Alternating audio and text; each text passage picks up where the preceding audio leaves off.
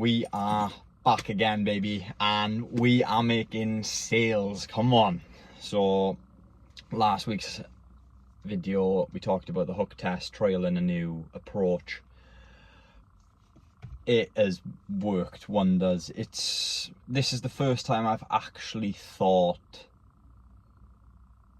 like this is straightforward, and it's sort of making everything a little bit easier, as opposed to before I was going off of something that was working. Now it's more I'm still going off of stuff that's working, but it's more like numbers orientated, as opposed to like something before would just be like I'd have loads of things and it could be multiple different things that are working on the ad. So the hook tests have been perfect. It's basically what it is. Give you a short little rundown. If you didn't see last week's video, I did mention it in there, but obviously if you haven't, it's just basically a white background with loads of quotes on. So I did 10, and you just run it at a £10 daily spend, and you're looking for a high CTR in it. So we had, in our first test, I've done 2 tests. The second one wasn't so good. I ran it 2 days ago. Results came in not the best. I was hoping for better, but the first test that I did, so I think I went live the day before I recorded last video, or maybe the day after, whatever it was, or maybe it was even on the day. Anyway, the data off of that was, we found 2 really good quotes, or hooks even. I keep on saying quotes, they're hooks. 2 really good hooks, and then one that was ever so slightly on the lower side. I didn't really want to go with it. 2 above 7%, which perfect, we go with. One then was like a 5.55% CTR, so nothing crazy, but I wanted to try it anyway, because I wanted to see how well the 2 worked, and then see if they had more spend, because I was running as a CBO for my ads, a campaign budget.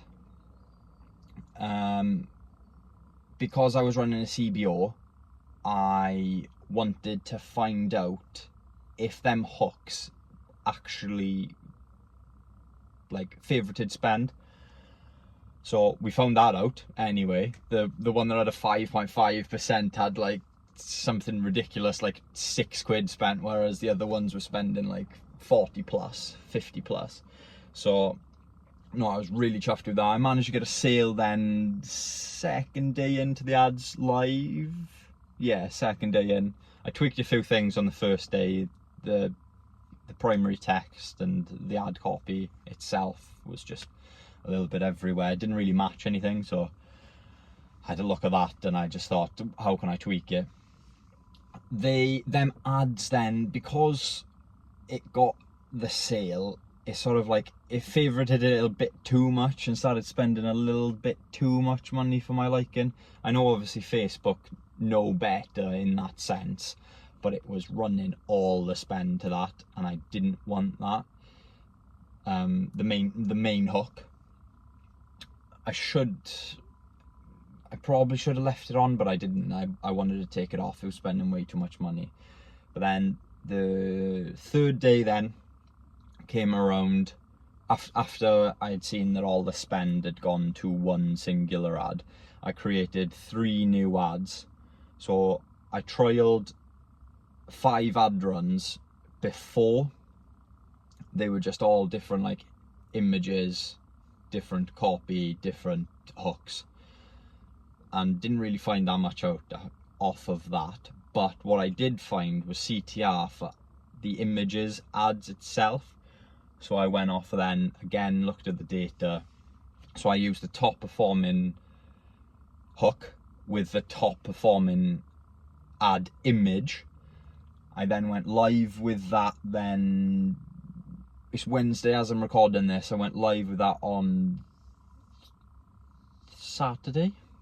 I've let that run now for 3 days. So yesterday, I didn't even turn it off yesterday. It's still running now. Some good results off of that. Nothing, no sales off of that one, which, you know, it's part of the learning curve. but I did have higher CTR, so I'm trialing a new thing now tonight. Today, sorry, I made it last night. There's 3 new ads, completely different image, and this image is basically just like someone holding my supplement brand bottle. So I've seen that's working for loads of other people, and I think I can get it working myself. So I'm really happy with them ads. So they are all good. They're live right now. They're probably getting spent as we talk. But no, really looking forward and optimistic. I say that every time, but optimistic for these ads. We tweaked our site last night as well. Just watched a few videos. If you've ever heard of him, Adam Griffin on YouTube, he is a US based YouTuber. He is unreal. He spills all the tea. So watching him, I took some inspiration off of him, tweaked the site a little bit. Wanted to get more stuff around the ad cart button, because I just basically had like the offer, a refund policy sort of thing, so a 30-day money back guarantee. You should have that on everything anyway. And that was about it. There was a few like reviews and stuff like that, but nothing crazy.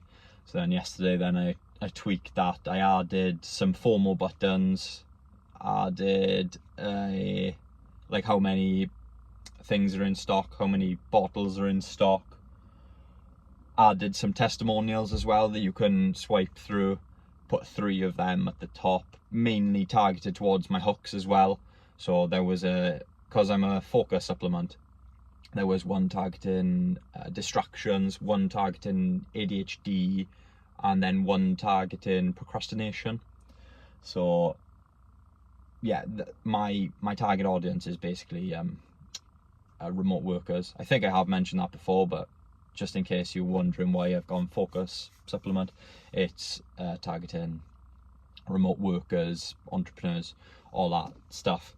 I tweaked my pricing a little bit as well and fixed the offer up. So yeah, really happy with the way that it's looking. I checked it on mobile as well, and it's looking quite strong. The product page itself is looking strong. I haven't had much of an advancement on my second product.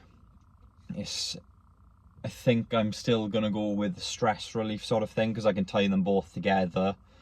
I'm going to go with a completely different offer on that one though. I think I'm going to go with, as opposed to right now I'm subscribe and save, I think I'm going to go with like buy 1 bottle standard price, buy 2 10% off, buy 3 20% off.